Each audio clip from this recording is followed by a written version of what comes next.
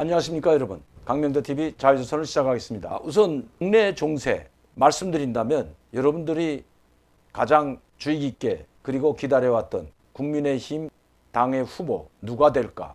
저도 사실은 궁금했습니다. 원희룡 후보와 유승민 후보는 일찌감치 3, 4위로 밀려난 것 같고, 윤석열 후보와 홍준표 후보가 막상막하 치열하게 손위를 한 치 앞도 가려볼 수 없을 정도로 막상막하라고 했는데, 저는 두 분 다 훌륭하다고 생각합니다. 그러나 이 홍준표 후보 여러분들은 어떻게 보십니까? 그리고 또 윤석열 후보, 국민의힘 당과는 아무런 관계도 없었고 오히려 국민의힘 당이 아닌 자유한국당 시절 수준이 파괴되는데, 특검은 박용수가 특검이었고 보좌하는 특검보였던 윤석열, 후에는 검찰총장까지 됐지만 윤석열 특검보에 의해서 자유한국당이 완벽하게 해체되다시피 하는 지경에까지 이르렀고, 박근혜 전 대통령은 용호의 몸이 돼서 아직도 5년이 된 세월이 지나도록 사면은 고사하고 제대로 치료나 받고 있는지도 모르겠습니다.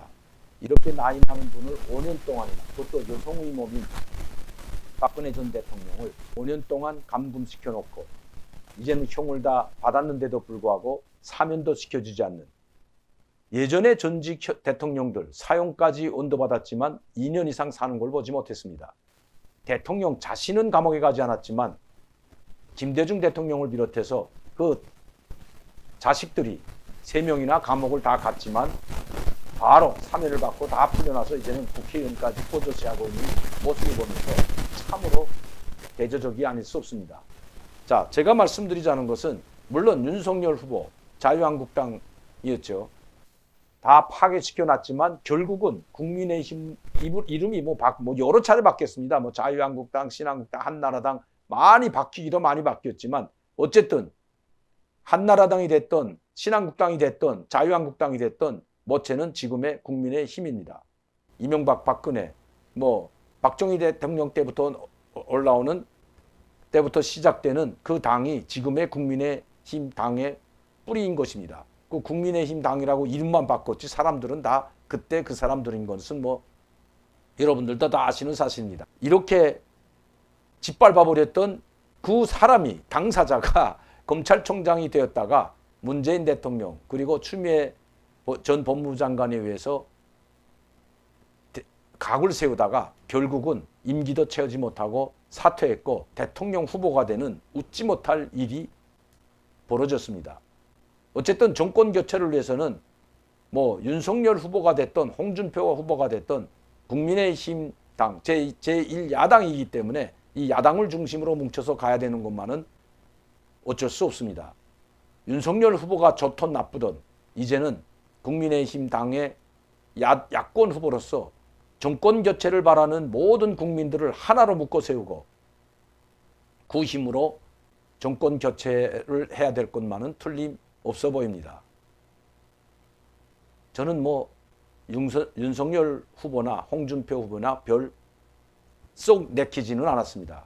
그러나 극좌로 흘러가고 친북 정북으로 흘러가는 이 정권을 막고 국가와 국민을 위해서라도 정권 교체가 반드시 필요합니다. 어제도 제가 말씀드렸지만 이제는 정신을 차리고 진짜 오늘 윤석열 후보의 그 후보 수락 연설을 저도 처음부터 마지막까지 들었습니다. 말은 참 훌륭했습니다. 문재인 대통령도 처음에 후보 연설도 그렇고 대통령 수락 연설도 참 휘황찬란했습니다. 내 편 가르지 않고 전체 우리 하나된 국민을 위한 대통령이 되겠다고 했고, 그리고 공약도 수십 가지를 남발했지만 어느 하나도 제대로 지킨 것이 없습니다. 특히 광화문 광장의 대통령이 되겠다고 했던 문재인 대통령, 그렇게 태극기 물결이 수천만의 물결이 광화문을 휩쓸 때에도 단 한 번이라도 나와서 사과한 적이 없는 문재인. 그래서 결국은 문재인 대통령의 국정이 실패하게 되었고 오늘 이 지경 정권 교체의 이 불같은 국민들의 열망이 불어닥치게 된 것입니다. 이제 윤석열 후보가 오늘 대선 후보 수락 연설에서 이야기했듯이 많은 것들을 많이 이야기했습니다. 그 중에서도 국민통합, 그리고 소통하는 대통령, 억울하게 당하는 기득권 세력에서 당하는 소민들이 없도록 하겠다는 많은 이야기들을 했지만 얼마나 지켜질지는 또 두고 봐야 될 것 같습니다. 일단 정권 교체에 이제 시작은 된 것 같습니다.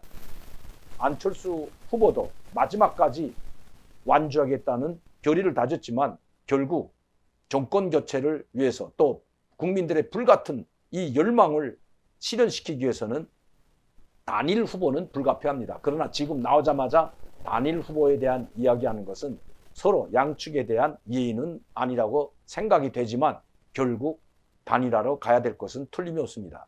유승민 후보가 한 이야기 아직도 기회쟁쟁합니다. 안철수 후보가 3%만 가져가도 정권 교체는 물 건너간다고 했습니다.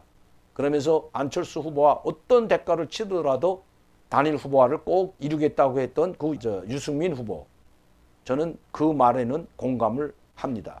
항상 안철수 후보는 양보만 해왔고 서울시장 때도 20%의 오세훈 후보 시장, 현재 시장이 3%, 4% 달릴 때 지지율이죠.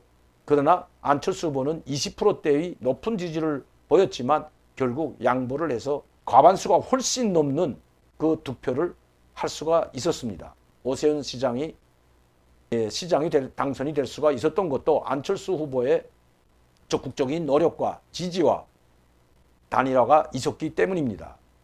그런데도 야당 대표라는 이 이준석 씨는 안철수 후보에게 막말만 던지고 있습니다. 한번 잘해보라는 비아냥까지 섞어서 말이죠. 얼마 전에도 제가 말씀드렸지만 오죽했으면 보수 이 우파의 그 대변이라고 할 수 있는 이 언론에서 이준석 야당 대표에게 신랄한 비판을 했고 안철수 후보에 대한 막말, 이해 없는 말에 대해서 심한 비판말까지 했겠습니까? 그것도 논설위원, 논설 이 칼럼으로 말이죠. 자, 어쨌든 이제부터 국민의 정권 교체에 대한 열망, 이제 첫 발을 내딛었고 이제 시작이 되었습니다.